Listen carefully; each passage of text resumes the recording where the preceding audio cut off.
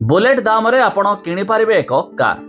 आज्ञा हाँ, कथाटा आश्चर्य लगिले भी सत हवाकू जाउछि। आपण भी 2.5 लाख टंका दाम रे किणी पारिबे एक कार।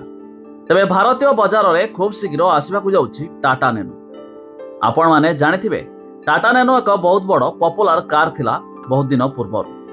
तबे टाटा नैनो मात्र 1,25,000 टंका रे मिलुथिया बेले बहुत लोक याकू सस्ता बजेट गाड़ी मध्य कहि थांती, जा फल रे सेतेटा मध्य मार्केट रे चलिलानी। किंतु सेही टाटा नैनो पुणी मध्य मार्केट को आसबाकू जाउछि, जाकि साधारण लोक बा मिडिल फैमिली रो परिवार जणे मध्य ए टाटा नैनो को किणी पारिबो। तबे एथिपाई खूब शीघ्र टाटा नैनो आसबाकू जाउछि 2025 रे पुणी मध्य कमबैक करिवो 2.5 लाख बजेट रे, जाकि एथिरे मध्य समस्त फीचर लोडेड रहिबो, जाकि एबे ट्रेंडिंग रे चालुथिबा फीचर सब। तबे टाटा मोटर्स आपण मानन पई खूब शीघ्र नै आसुछि एक बुलेट दाम रे कार किणी पारिबे।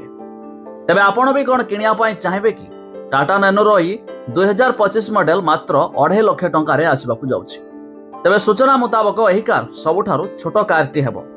जेमिति कि आपण माने पूर्वरु टाटा नानो देखिथिबे, तबे से नानो भଳି मध्य रहिबो, हेले एथर डिजाइन रहिबो किछि अलगा।